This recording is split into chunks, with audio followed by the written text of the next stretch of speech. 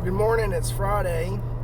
I haven't made a video here lately. It's been my first one all week, and have had a lot going on, a lot of work, a lot of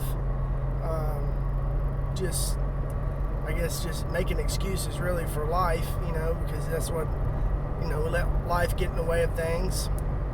And I try to make these videos. I really wasn't going to make videos for people just to see, and I know there's not a whole lot that see these videos, but mainly it was just for kind of like video diaries, just kind of have record of things that's on my mind, maybe for my family and stuff. So I've been reading in the book of James, and I just finished it this morning. And the book of James, I think is one of the best New Testament books for wisdom, overall wisdom. They say it's the New Testament version of Proverbs, but anyway, it's just just the whole view of James.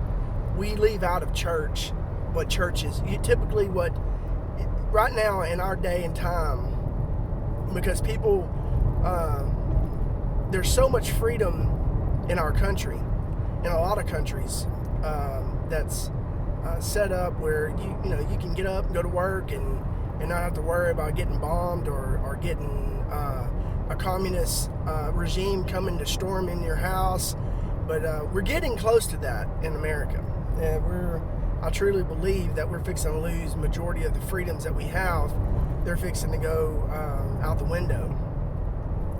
But saying that, one of the things that's left out of the church is obedience. When you say the word obedience in most present day churches, they automatically call you a Pharisee or a legalist. And obedience to Jesus is neither one of those. The Pharisees was not obedient to God. They was obedient to the rules that they created. The Mosaic law that God gave, He gave them to them for a reason, to show that they can't keep it, and they're going to need a Messiah. They're going to need someone to bring them out of bondage of sin. So there was that aspect of it, and also whenever you look at legalism here today, it's the same as being a Pharisee. Most churches that set rules up in their congregation, you got to sign a document saying that you're going to follow these rules and regulations. You're going to show up to church every Sunday. You're going to pay 10% of your income. You're going to wear long sleeve shirts, or you're going to wear this, or you're not going to wear this, or you're going to, you can't get tattoos. You can't do that. You can't smoke, drink, cuss, and those are laws based off of man. Now, when you get saved, you fall under the law of Christ, which you don't want to do any of those things, or the things that you or that convicting you. You say yes sir to the Lord and you stop. If you're not convicted yet, that means that it's everybody has a timing in their life. Prayerfully, it's pretty quick, because you don't want to live in, you don't want to have things that's going to cause you to stumble or someone else in your life. So, but the book of James brings your faith, and it makes you look at your faith and see if you have, if your faith is dead or not. And so that's the thing, is that whenever we say I do to the Lord, when we say yes Lord, I'm yours, thank you for purchasing me, thank you for taking me out of my sin and showing me how you see sin, showing me how you see the world and how I've been living in it, and showing me my purpose in life now. My purpose is to serve you. My purpose is not to cut grass, own a business. My purpose is to serve you. While I'm doing my job, I will serve you. In all things I do, I will serve you, Lord. And that's the attitude we should have. When we mess up, He has provided grace and mercy for us to cover those mess ups. But we don't live in them. We don't waller in it, right? We don't waller in our sin and thinking that just say He's going to cover it anyway, so I can just do it. That's not biblical Christianity. James tells us that faith without works is dead. So if your faith has no works, what is works? Well, the works of Christ, the things of Christ, the law of Christ. Love God with your heart, mind, soul, and strength, and love your neighbor as yourself. Those two sum up the entire law. And Jesus says and James calls it the royal law. So when we look at our faith should produce the fruits of the Spirit. And when we fail, we repent. We should live a repentant lifestyle. It's not a one-time repentance, and you can live in sin, show up to church, and you're once saved, always saved. That's not biblical Christianity. Biblical Christianity is giving your life to the Lord, and then you live for the Lord now. That you understand that your life belongs to Him. And He holds you. He has you. But at the same time, He remains in you if you remain in Him. That's John 15. That's Jesus saying that. So if you want to argue with me, argue with Jesus. Because He says, and He says, if you love me, you obey my commandments. That's John 14 and 15.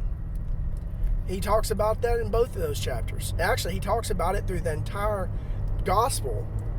And He tells you, if you deny me in front of men, I will deny you in front of the Father. That's people that say, yes, Lord, I'm yours, but then I deny you in front of men. He's going to deny you. He's going to deny you because you're denying Him. It's there.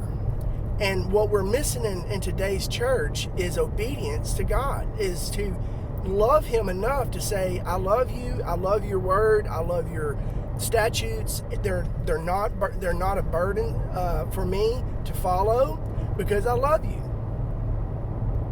So why is that? Because we have gone so far to the other side, and we have used grace as a crutch. We've used grace to live in sin.